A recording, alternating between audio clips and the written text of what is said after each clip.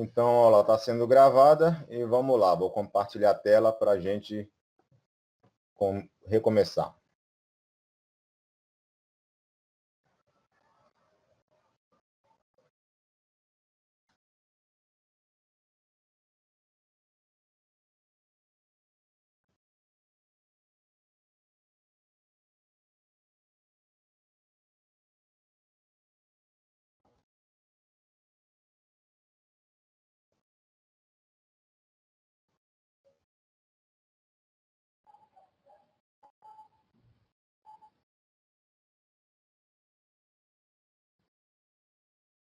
Então, na aula passada, a gente parou exatamente aqui nesse ponto.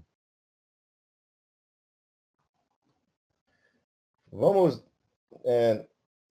embora a gente já leu esse slide aí até o final, vamos ler de novo só para ir aquecendo aí e daqui a gente continua. Então, como está dizendo aí, a constante de tempo tal expressa o tempo que o capacitor leva para se carregar com cerca de 63% da tensão da fonte. E aí, na aula passada, a gente viu esse conceito aí, né, que está dizendo, quando o capacitor começa a se carregar a partir do zero, a tensão no emissor do JT, né, esse ponto aqui, é a mesma que o capacitor, né? E é menor do que a tensão aqui desse ponto X, que é aquele ponto interno no JT, né? Que a gente utiliza para efeito de análise, né? Como se fosse a tensão medida no meio da barra de material tipo N, tá? Então, no início da carga do capacitor, se a tensão aqui nesse ponto está menor do que aqui nesse ponto, né? A gente já tinha comentado que, então, a nossa junção PN, ela está reversamente polarizada, porque a tensão no lado do catodo está mais positiva do que no lado do anodo, né? Então, isso aqui fica reversamente polarizado, consequentemente, o JT está cortado, né? Ou bloqueado, como está escrito aqui, né? E aí, o que vai acontecer? O capacitor ele vai começar a se carregar. E a tendência do capacitor é se carregar com a tensão da fonte. Porém, aqui nesse circuito, no circuito do JT, isso não acontece. O capacitor vai se carregar até o instante em que a tensão sobre o capacitor, nesse ponto, que não por coincidência é a tensão no emissor do JT, até o instante que essa tensão se iguale e comece a ficar maior do que essa, né? Do que essa aqui, que é a tensão do ponto X. Porque quando isso acontecer, quando essa tensão for imediatamente, a tensão no ponto E, for imediatamente superior à tensão no ponto X, significa que a nossa junção PN agora está diretamente polarizada, porque a tensão mais positiva está aqui, ó, do lado do anodo. E a tensão menos positiva está do lado do catodo. Então, a junção PN fica diretamente polarizada, e aí, nesse instante, o JT entra em condução. Bom, seguindo o texto aqui. Quando isso ocorre, a tensão do capacitor... porém, nesse circuito, o capacitor carrega-se até que o diodo do emissor comece a ficar polarizado diretamente, né, conforme acabamos de mencionar. Quando isso ocorre, a tensão no capacitor ainda não atingiu a da fonte, nem vai atingir, mas está próxima de Vp, que é a tensão de pico, ou a tensão em que o JT entra em condução, ou é a tensão de disparo do JT. Nesse instante, nós estamos aqui, ó, tá? Estávamos, enquanto o capacitor estava se carregando, o JT estava bloqueado, ou seja, estava aqui, ó, na região de corte, né? No instante em que a junção PN, lá, o diodo virtual, fica polarizado diretamente, então o JT entra em condução. E quando é que o diodo fica polarizado diretamente? Quando a tensão do capacitor atinge Vp, a tensão de pico. Então, é nesse instante que o JT entra em condução. A partir desse instante aqui, a partir desse momento, o JT entra na região de resistência negativa, que já vai ser falado sobre esse conceito já já. Mas pegando então ainda esse instante aí, que a tensão do capacitor chega no tensão de pico, no VP, no início do disparo do JT, estamos no início de disparo, né? A tensão do capacitor, ela vai ser como está nessa equação aqui, ó. A tensão do capacitor, que é VCT, ela é igual a VP, que é a tensão de pico, e por sua vez é igual a Vx mais Vd, ou seja, é igual a tensão no ponto X mais a tensão do diodo, ou da junção PN da barra. Né? Isso aqui sai por análise de malha, né? Equação, lei de Kirchhoff para as malhas, né? Soma das tensões dentro de uma malha tem que ser igual a zero. Nesse caso, a malha que está sendo considerada é essa malha aqui formada pelo capacitor, pela junção PN, pela resistência interna da barra, a parte inferior da resistência, e pelo resistor RB1. E aí está mostrando que nessa malha tem 3 tensões envolvidas. A tensão do capacitor, a tensão sobre o diodo e a tensão no ponto X, que é a soma das tensões do resistor externo e da resistência da parte inferior da barra. Então, sabendo que a lei de Kirchhoff para as malhas diz que a soma das tensões dentro de uma malha tem que ser igual a zero. Se eu quiser saber o valor de qualquer uma das tensões, né, montar a equação para qualquer uma das tensões, é só isolar essa tensão que eu quero. Então, no caso aqui, isolando a tensão VP, VP é igual a Vx mais Vd. Então, estamos no início de disparo do JT.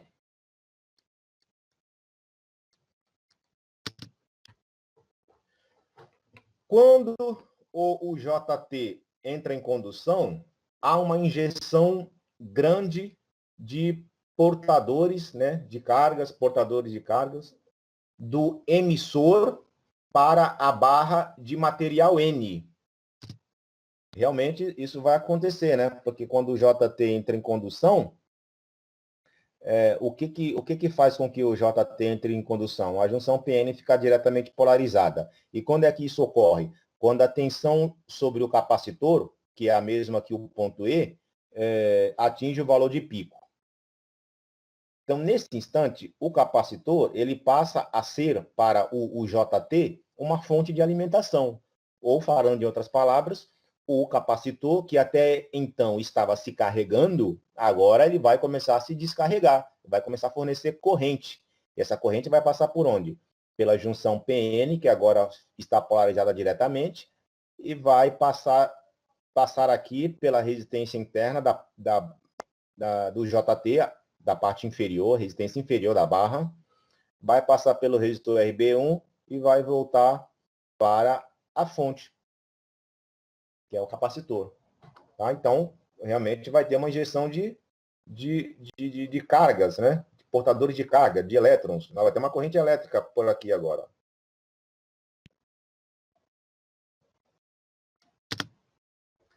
Então, vai haver essa injeção de portadores do emissor para a barra de material N. Isso faz com que a resistência da região entre o emissor e a base B1 diminua. Então, acontece esse fenômeno no JT, quando ele começa quando ele é disparado, começa a aumentar a corrente fluindo do emissor para a base 1, e esse aumento de corrente faz a resistência diminuir.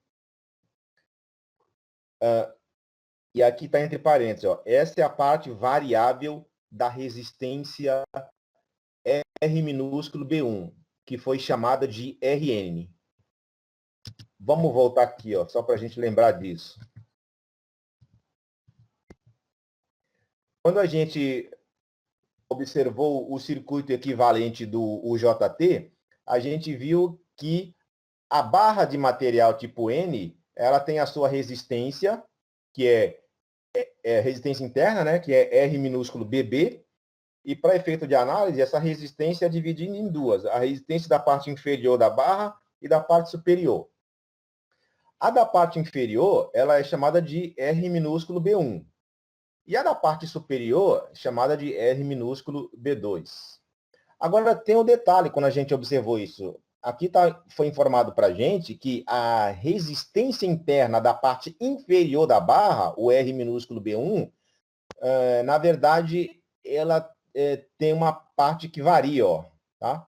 Ela tem uma parte, um valor de resistência que é fixo, só que ela tem uma parte que varia, tá? Essa parte que varia é justamente isso que está querendo dizer. É justamente, ela está significando justamente esse instante em que o JT dispara e começa a haver aumento de corrente do emissor para a base B1. E essa corrente ela vai aumentando. E esse aumento de corrente significa, então, que a resistência interna aqui está diminuindo, tá? Então, essa resistência variável aqui significa isso, que a resistência da parte inferior da barra começa a diminuir conforme vai aumentando a injeção de portadores de carga por parte do capacitor aqui no JT.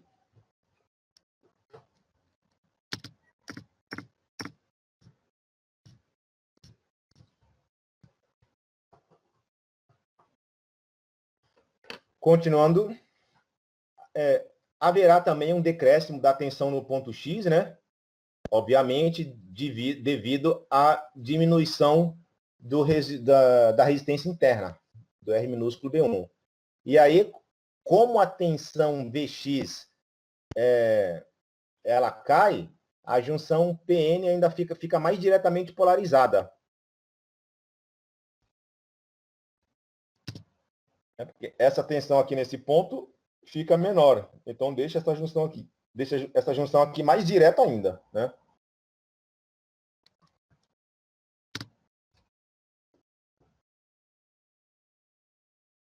Consequentemente, a corrente de emissor aumenta. E só quem vai limitar o valor dessa corrente de emissor é o resistor externo, que é esse resistor aqui, né? O R maiúsculo B1, resistor externo. Tá? Então, todo esse raciocínio aí, nós estamos falando que essa tensão aqui no ponto E ficou maior do que a tensão no ponto X, ou seja, atingiu a região de pico, né? A tensão de pico. Aí o JT entrou em condução, e aí começou a haver injeção de portadores de carga aqui na região do emissor, indo em direção à base B1, tá? E com isso, há uma diminuição da resistência interna e a emissão de portadores vai aumentando, e a resistência interna vai diminuindo. Mas isso tem um limite.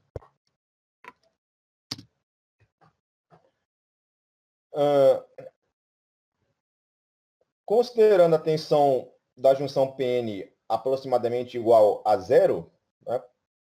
O que é aproximadamente igual a zero, né? Lembrando, pensando aí no nosso diodo funcionando como chave, né? Então a tensão sobre a junção PN é aproximadamente igual a zero. Então a corrente de início de descarga do capacitor se dá por essa fórmula aqui, né? Lei de Ohm, né? Então a corrente de emissor é igual à tensão Vp dividido pelas resistências, a interna e a externa. Lei de Ohm. Aplicando lei de Ohm nesse circuito aqui. Como se eu tivesse, não, eu tenho realmente, né, uma fonte de alimentação aqui, que quem está fazendo, às vezes, de fonte de alimentação é o capacitor, e aí vai circular uma corrente pelo circuito. Esse circuito, essa corrente vai enfrentar algumas resistências. A do diodo, que nós estamos desconsiderando, e a da resistência interna, a parte inferior, R minúsculo B1, e da resistência externa, RB2. Tá? Então, como é que eu calculo essa corrente? Lei de Ohm, I é igual a V sobre R. No caso, o V é a tensão da fonte, a tensão do capacitor, né? E o R são as resistências envolvidas aí no circuito. RB1 minúsculo e RB1 maiúsculo. Daí que sai essa equação, então. Pode-se destrinchar ela, né? Já que a gente sabe que a resistência interna da parte inferior da barra tem uma parcela fixa, RS, e uma parcela que nesse momento está variando, né? RN. Então, posso escrever também desse jeito aqui. No lugar de R minúsculo B1, eu coloco RN mais RS, que é a mesma coisa. Então, essa é a corrente de início de descarga. E aí, o que está acontecendo? O capacitor está se descarregando, está emitindo portadores de carga pelo emissor em direção à base B1. A resistência negativa, não. A resistência da parte inferior da barra está diminuindo, tá? Consequentemente, a corrente está aumentando, a corrente de emissor está aumentando. Esse efeito que acontece, então, ele é chamado de região de resistência negativa na curva característica do JT, que é, voltando aqui, essa região. A gente está nessa região aqui agora. Tá? O JT está conduzindo, ele está agora na região de resistência negativa. Poderíamos falar região de condução, né?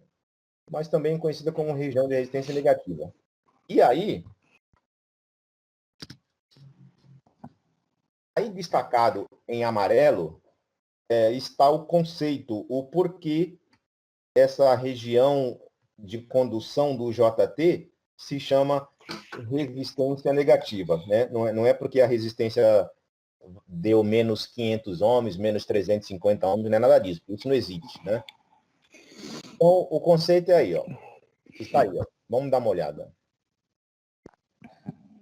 Em um resistor, pela lei de Ohm, se a tensão aumentar, a corrente também vai aumentar proporcionalmente. Né? É isso que acontece no resistor. A constante de proporcionalidade entre tensão e corrente é quem? É o valor da resistência do resistor. Né? A resistência do resistor é constante. Então, se eu aumento a tensão, alguém tem que aumentar para manter a resistência constante. Né? Quem é esse alguém que aumenta? É a corrente, só tem 3 parâmetros envolvidos, tensão, corrente e resistência. Né? Bom, já no JT, acontece diferente, acontece ao contrário. Tá? No UJT, quando ele é disparado, a diminuição da resistência aumenta a corrente. Consequentemente, mais portadores são injetados e a resistência diminui mais ainda. Ou seja, com a injeção de portadores, a corrente aumenta mais e a resistência diminui mais. Peraí, mas lá quando o texto aqui começa falando do resistor, está comparando tensão e corrente. E agora aqui, quando começa a falar do JT, está comparando resistência e corrente. Então, a tensão entra agora, aqui, ó. A tensão no ponto E diminui, pois o capacitor começa a se descarregar, mas a corrente continua aumentando, porque a resistência interna está diminuindo. Por isso que essa região é chamada de resistência negativa. Em um resistor, a corrente, a tensão quando aumenta também a corrente. Aqui no JT, deveria acontecer a mesma coisa, né? Para ser chamado de região de resistência positiva, mas acontece o contrário, a corrente aumenta e a tensão diminui. Então, esse é o conceito.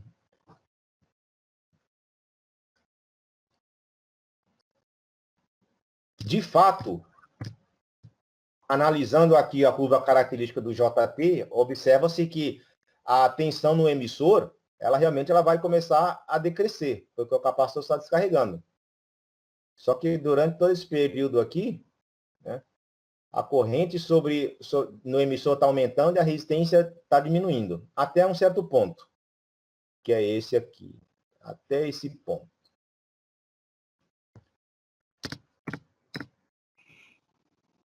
Bom, então, explicado aí o conceito da resistência negativa, vamos em frente, que o JT está em condução. A resistência RN, a parte variável, né, da resistência interna inferior da barra, ela vai diminuindo até que ocorra saturação dos portadores. Né? Ou seja, já encheu, já saturou, já encheu de portadores. Já tem tanto portador na base, que não adianta ficar jogando mais portador de carga, que a resistência não diminui mais. Está saturado já. Já chegou no limite. É nesse instante aí que o JT corta, tá? Quando atinge o ponto de saturação, o JT corta. Ele para de conduzir. Não tem mais fluxo de corrente. Já saturou, já encheu. É igual pegar uma sala e começar a encher de gente, né? Faz de conta, começar a encher uma sala de pessoas. Faz de conta que essas pessoas são os elétrons. Eu vou colocando gente na sala, vou colocando. Tem uma hora que não tem mais como colocar. Enquanto eu estou colocando gente na sala, né, tem fluxo de pessoas pela porta, né? Estou colocando gente. Tem uma hora que não cabe mais ninguém. Não adianta eu querer colocar mais pessoas lá, que não cabe mais ninguém, não entra mais ninguém, saturou. Então não vai ter mais fluxo de pessoas pela porta, né? Não vai ter mais fluxo de corrente pelo emissor do JT, saturou. E aí, se não tem corrente, o que acontece? O circuito passa a se comportar como um circuito aberto. Ou seja, ele corta. E aí, se ele cortou, se a nossa junção PN aqui agora está se comportando como um circuito aberto, o que acontece? O capacitor agora não está mais enxergando o JT. O capacitor agora para de descarregar. O circuito abriu.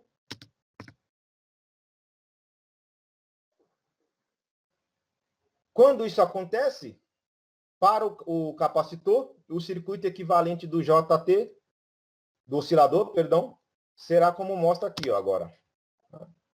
Ó, foi o que eu acabei de falar, ó. O diodo emissor está cortado, saturou, né? O JT cortou, o diodo cortado. O capacitor está enxergando essa parte aqui do circuito? Não. Lembre-se que o capacitor já descarregou, hein? A tensão dele, ó, dá uma olhada aqui, ó. Olha como a tensão dele está baixinha, ó. Já chegou aí no ponto de saturação, né? Vai entrar agora na região de saturação. Então, a tensão do capacitor chega num valor bem baixo, né? Chamada de tensão de vale. Quase zero agora, nesse momento. Já descarregou bem a tensão que estava sobre ele. E então, o que acontece? Se o capacitor não está mais enxergando essa parte aqui do circuito, quem que ele está enxergando? Quem que ele volta a enxergar? A fonte, ué. O que vai acontecer? O capacitor volta a enxergar o resistor RT e a fonte VBB. E aí, o que vai acontecer? O capacitor volta a se carregar, começa a se carregar de novo. Então, ele carrega-se exponencialmente até ele atingir de novo um valor de tensão de pico e o JT disparar de novo. Ou seja, começa tudo de novo, né? Na hora que acontece a saturação do JT, que o capacitor para de se descarregar, começa tudo de novo, porque o capacitor vai voltar a se carregar, aí a tensão aqui vai subir até ficar maior do que no ponto X, aí esse diodo vai voltar a ficar polarizado diretamente, aí vai ter fluxo de corrente, mesma história, vai entrar na região de resistência negativa, tudo de novo. Tudo de novo é o que, então, para a gente na eletricidade? Começa tudo de novo. É o circuito oscilatório. Então, a forma de onda fica desse jeito aqui, ó.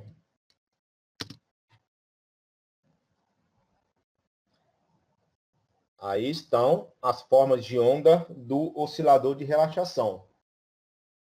Em 3 pontos importantes. Aqui na parte superior, temos a forma de onda da tensão sobre o capacitor, ou da tensão no terminal do emissor. Na parte intermediária, nós temos a forma de onda da tensão no terminal B1. E aqui na parte inferior, nós temos a forma de onda da tensão no terminal B2. Ou seja, temos aí as 3 formas de onda nos 3 terminais do JT durante o funcionamento do oscilador de relaxação.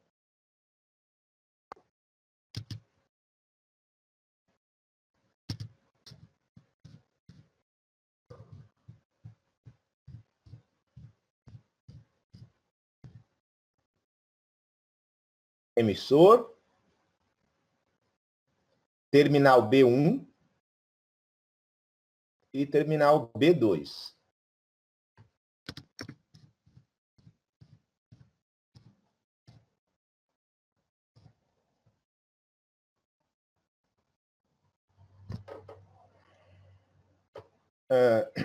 Vamos analisar. A análise já está toda escrita aqui, já. Então, vamos lendo e vamos acompanhando no gráfico, né? Então, está dividido aqui nos instantes de 0 a T1 e depois T1 a T2. De 0 a T1 é o intervalo em que o capacitor está se carregando. De fato, observa aqui a tensão no emissor, que é a mesma do capacitor, né? Partindo aqui do 0, ó, o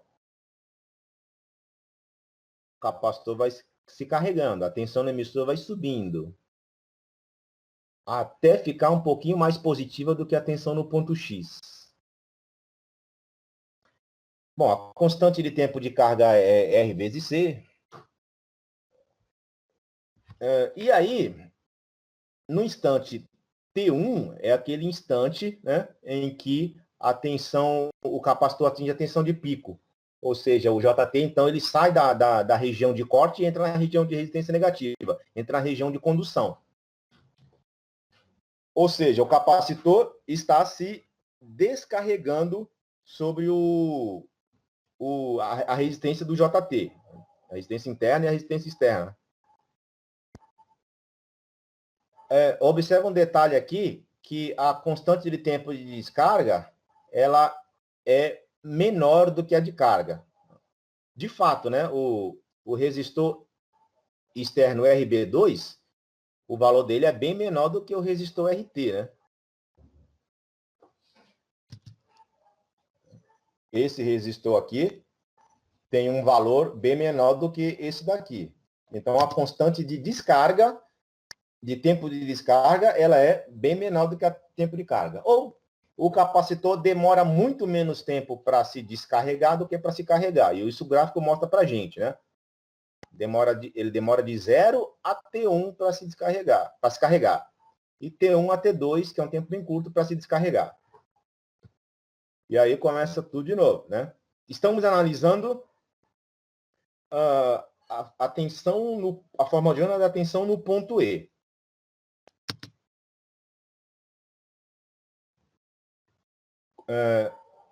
Continuando aqui a nossa análise.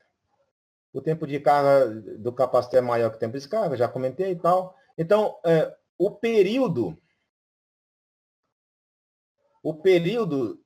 de oscilação, que é o tempo de carga mais o tempo de descarga, ele vai ser aproximadamente igual ao tempo de carga. Tá? Não está se levando em consideração, então, o tempo de descarga. Tá? O período é aproximadamente igual ao tempo de carga.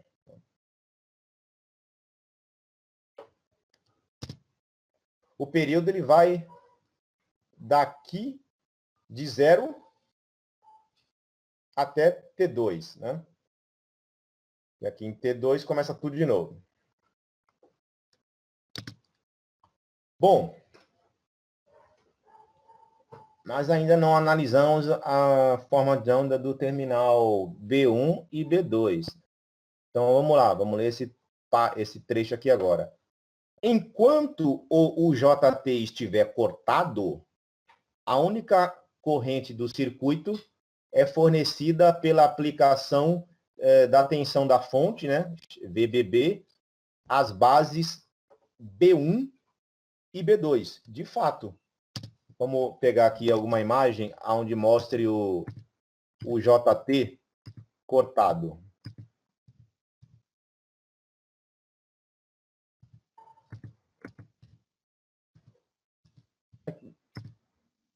Dá para a gente analisar isso por aqui, né? Porque aqui está mostrando a tensão da fonte. Então, lembra que se o JT estiver cortado, o que isso quer dizer? Quer dizer que a junção PN ela está reversamente polarizada, né? Ou então ela não está conduzindo, e isso aqui está se comportando como uma chave aberta. Nesse caso, realmente, a única corrente que circula pelo circuito é essa corrente I aqui, ó, que sai da fonte, passa pelo resistor RB2, entra no JT, atravessa toda a barra, para cá não vem porque está cortado, né? Continua por aqui, sai do JT, passa pelo resistor RB1 e volta para a fonte. Ou seja, tem corrente circulando? Sim, tem corrente, né? Mesmo com o JT cortado, tem uma correntezinha circulando aqui. Isso quer dizer, então, que nesse terminal B1, mesmo com o JT cortado, eu tenho uma tensão aqui no terminal B1, né? Isso quer dizer também que mesmo com o JT cortado, eu também tenho uma tensão aqui no terminal B2. Tem corrente atravessando resistências, então tem tensão, né? Então, entendido isso aí, é por isso que a gente observa aqui, ó, no gráfico, que mesmo com o JT cortado, que região, em que instante que o JT está cortado? Nesse intervalo aqui, né, de 0 até 1, ou seja, enquanto o capacitor está se carregando. Mesmo com o JT cortado, eu tenho uma tensão no terminal B1. Por isso que eu estou vendo essa linha aqui. Por isso que isso aqui não está aqui no 0. Ó. Tá? Nesse intervalo de 0 até 1, tem uma tensão sim no terminal B1. Ó. Observa que ela é um valor baixo, né? Ela vai ser um valor baixo.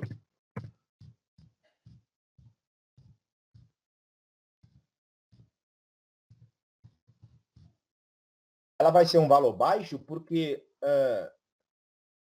a tensão da fonte, ela está, né, segundo o princípio aí do divisor de tensão, ela está dividida sobre todos esses resistores aqui. Esse resistor que é externo, esse aqui que está representando a resistência interna da parte superior da barra, esse aqui que está representando a resistência interna da parte inferior da barra, e esse resistor externo aqui. Então, a tensão da fonte está dividida um pouquinho para cada um desses resistores aí. Bom, a tensão no terminal B1, ela é quem? Ela é a própria tensão sobre o resistor externo RB1. Então, por isso que ela é baixinha. Em relação à da fonte, ela só a parcela que está aqui em cima. Ó. Por isso que ela é baixa. E eu observo isso aqui, né, o valor baixo. Já pegando o gancho aí, e olhando aqui para a forma de onda da tensão no terminal B2, observa que, pelo mesmo princípio que a gente acabou de comentar, eu tenho tensão no terminal B2 mesmo com o JT cortado. Agora, dá uma comparada. Observa que a tensão no terminal B2, o valor dela não está aqui embaixo, não é um valor pequeno, já é um valor mais alto. Ó. E, olhando esse circuito aqui, eu entendo isso facilmente, né? Porque a tensão no terminal B2, ela é a soma da tensão sobre R minúsculo B2, mais R minúsculo B1, mais R maiúsculo B1. Então, realmente, a tensão no terminal B2 vai ser maior do que o B1, né? Se eu pegar a ponta de prova negativa, preta do multímetro e colocar aqui e colocar a ponta de prova positiva no terminal B1, eu vou encontrar um valor de tensão. Mantendo a ponta preta aqui e colocando a ponta positiva no terminal B2, eu vou obter agora um valor de tensão maior, né? Porque é a soma dessa, mais essa, mais essa. Tá? Aí a explicação porque que, olhando no gráfico, eu observo que durante o tempo que o JT está cortado, ou seja, o capacitor está se carregando, eu tenho tensão em B1 e em B2, porém, a tensão em B2 é bem maior do que a tensão em B1. Esse é o motivo. Então, voltando aqui, né, enquanto o JT estiver cortado, a única corrente do circuito é fornecida pela aplicação da tensão da fonte às bases B1 e B2. Devido ao divisor de tensão, eu só estou lendo agora tudo que eu acabei de explicar, tá? Devido ao divisor de tensão, veja o circuito equivalente. Por isso que eu fui lá no circuito equivalente para vocês entenderem melhor. Uma parcela da tensão da fonte ficará sobre RB1. Quando a tensão sobre o capacitor é igual à tensão de pico e o JT dispara, o capacitor inicia a sua descarga sobre RB1. E a tensão daquele aparece sobre esse. Aquele quem? O capacitor. E esse quem? Sobre o RB1. Vamos entender esse conceito aí, né?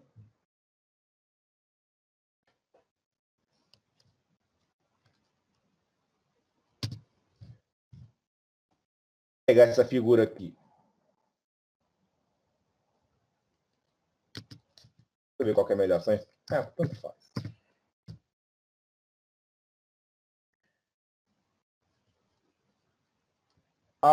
O conceito aqui, mais ou menos, é o seguinte. No instante em que o capacitor dispara, essa tensão aqui, tensão de pico, ela praticamente aparece toda aqui sobre o ponto X. Tá?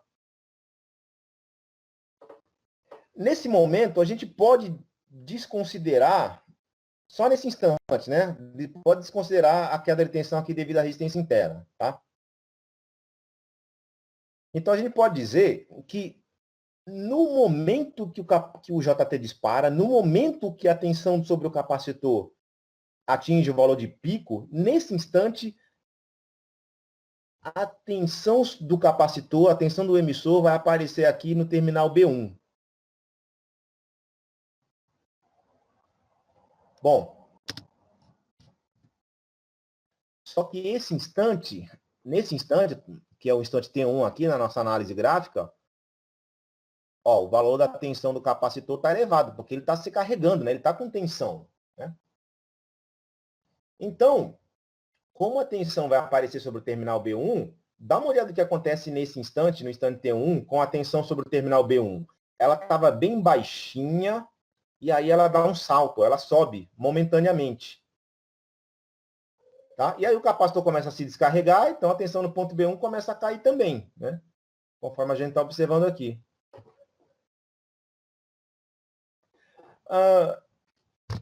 O que é isso daqui? Se observar o que fica acontecendo, então, no terminal B1 do JT, eu observo que, de tempos em tempos, ele dá o quê? Dá um pico de tensão, né? Surge nele um pico de tensão, surge nele um pulso de tensão. Surge no terminal B1 do nosso JT, do nosso oscilador de relaxação, um pulso de tensão. E esse pulso de tensão eu posso fazer o que com ele? Jogar no gate de um SR ou de um triac. Então, o oscilador de relaxação é um outro tipo de circuito de disparo. Né?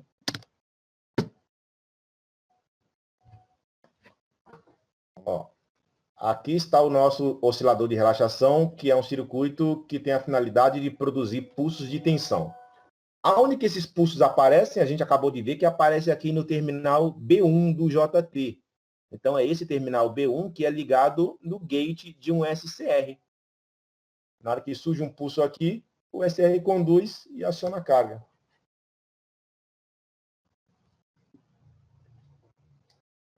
Então, é isso que acontece. Esse parágrafo aqui, só para dar uma explicação aí sobre a tensão no terminal B2, né? Não vai ter ela não tem influência no disparo, né? Mas vamos analisar o que acontece com ela. A gente observa pelo gráfico, o que o gráfico está informando para a gente?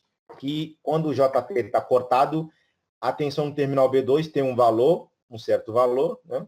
Que a gente já viu que é maior do que a tensão no terminal B1, já vimos por quê. E aí, na hora que o JT entra em condução, essa terminal, ao contrário da tensão no terminal B1, a do terminal B2, ela cai um pouquinho. E em seguida volta a subir. Vamos ver aqui por que ela cai. Então tá aí. O que acontece? Em relação à tensão no terminal B2, enquanto a tensão sobre o capacitor for menor do que a tensão de disparo, a gente já sabe, o JT permanece cortado. Consequentemente, a tensão B2 fica num valor aí elevado, né, que a gente já viu, que é aproximadamente igual a VBB, aproximadamente igual à tensão da fonte, desconsiderando a tensão do resistor RB2. Quando o JT disparar, a gente acabou de ver que a tensão na base 1 aumenta, né? E aí, como a tensão da fonte é constante, se a tensão na base e a fonte está alimentando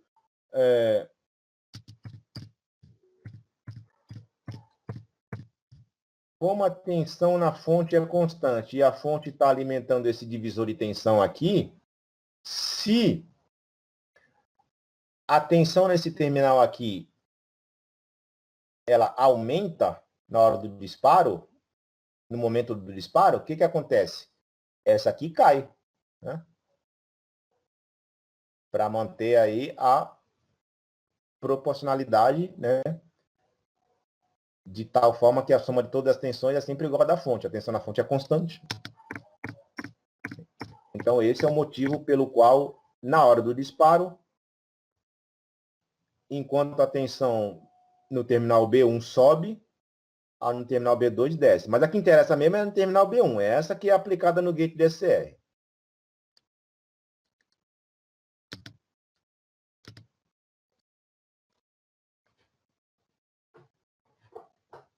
Então, tá aí. O porquê de todo esse estudo com o JT. Lembra que eu comentei com vocês, né, no começo, que a gente estava estudando o circuito de disparo mais simples feito por resistores, né? E eu comentei que, na verdade, existem os circuitos de disparo muito sofisticados, né? Muito complexos. Existem vários tipos de circuito de disparo, né? Então, depois colocamos uma chavinha. Acho que o mais complexo, mais sofisticado que a gente viu até agora foi aquele circuito de disparo com rede defasadora. Mostrei para vocês circuitos de disparo utilizando DIAC, né, que foi uma das aulas aí que a gente viu. Vimos rede defasadora, vimos circuito de disparo com DIAC, com chave controladora de silício. E para que estudar o JT, então? Para ver mais um circuito de disparo, um oscilador funcionando como circuito de disparo, dando pulso de tensão em um SCR ou em um TRIAC.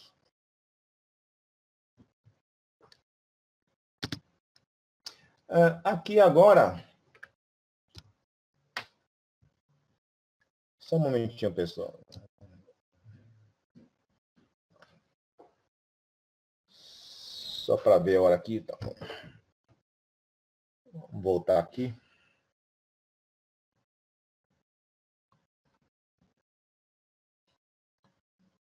Então, aqui agora, só para ver aí um exemplo de aplicação, que na verdade é mais do mesmo. É a mesma coisa desse circuito aqui praticamente, né?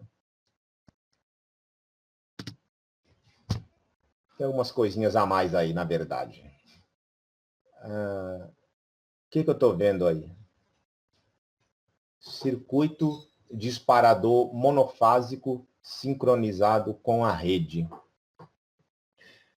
Eu estou vendo aqui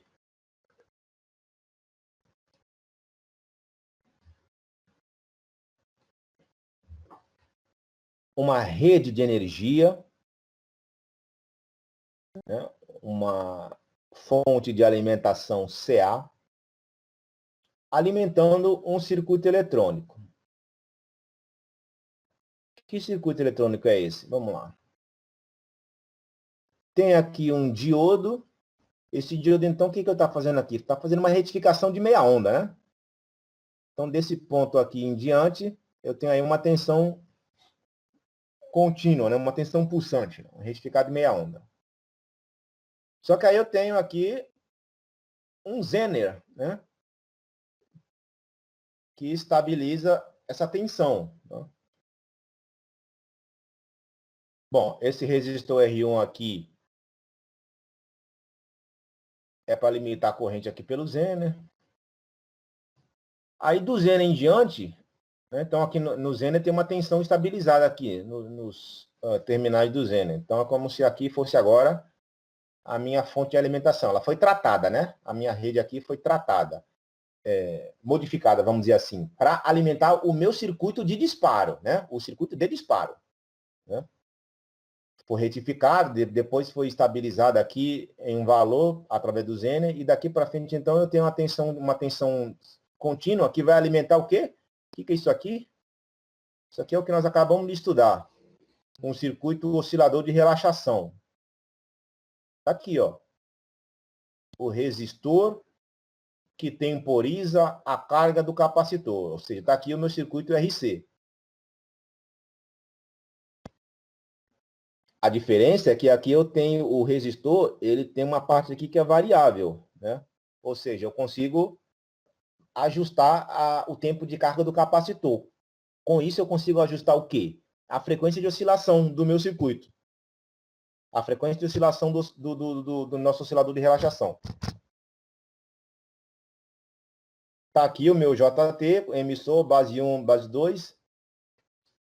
Está aqui o resistor que no nosso exemplo anterior ele é chamado de RB2, né? Aqui está sendo chamado de R4. A única diferença aqui é que no lugar do resistor RB1 está aqui o enrolamento primário de um transformador de pulso. Né? Mas o nosso terminal B1 está aqui, ó. Vai aparecer um pulso aqui, esse pulso vai ser transferido para o secundário do meu transformador de pulso. Tem uma aula mais para frente que a gente estuda um pouquinho aí os dispositivos de isolação galvânica, tá? E nele faz parte deles o transformador de pulso, tá? Mas o fato é que o mesmo pulso que aparece aqui em B1 vai aparecer aqui nesse ponto, ó, no secundário do nosso transformador de pulso. E aí vai para o SR antes, passando por um diodo que a gente já sabe que serve para fazer com que só apareça pulsos positivos no gate do SR. Bom, o SCR, por sua vez, agora já estamos... Até então, nós estávamos no circuito de baixa potência, né? O circuito de disparos. Agora vamos para o circuito de alta potência. Agora, no circuito de alta potência, nós temos o SR, que funciona como chave para uma carga, né? Aqui poderia ser uma lâmpada, aqueles exemplos clássicos, né? Poderia ser uma lâmpada, poderia ser um motor, poderia ser um resistor de uma estufa, enfim. E onde é que está a alimentação da carga desse circuito de alta potência? É da própria rede. É só observar onde os terminais estão ligados. Ó. Olha onde esse terminal da carga está ligado. Em um dos polos da rede. Aí daqui está junto com o SR. E o anodo do SR vem da onde? Do outro polo da rede. Então, eu aproveito a rede para alimentar a parte de potência e aproveito ela também para tratar, né, e criar uma fonte de alimentação via D1, R1 e D2, né? Lembrando que aqui é um Zener, né? Criar uma fonte de alimentação para alimentar o meu circuito eletrônico responsável responsável pelo disparo do SR. Tudo isso que eu falei está escrito aí. Se não tudo, boa parte do que eu falei está escrito aí. A função de cada componente desse exemplo aí. Tá? A ideia que deu de colocar isso aí foi só para ilustrar, então, uma aplicação.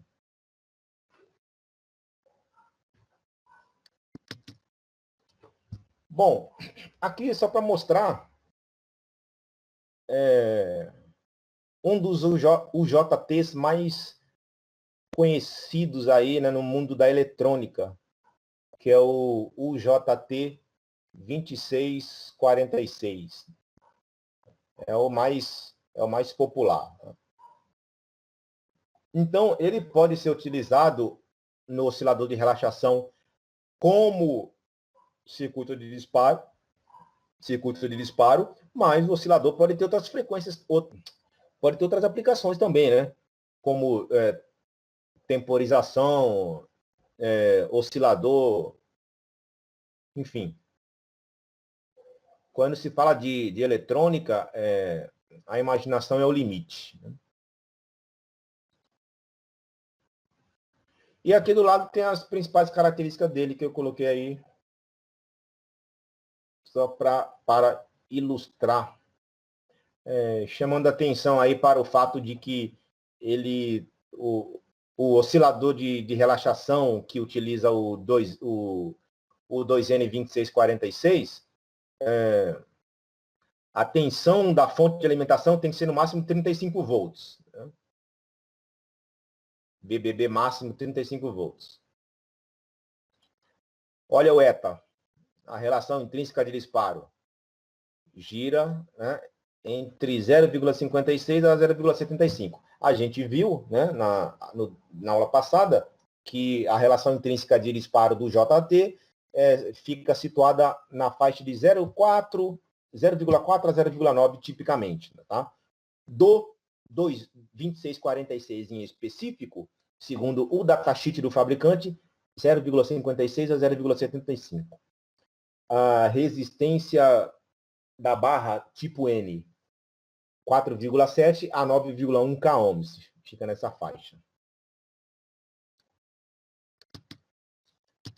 Bom, eu vou parar por aqui e a gente continua na próxima aula ainda falando sobre o JT, onde a gente vai ver algumas considerações para projeto do JT.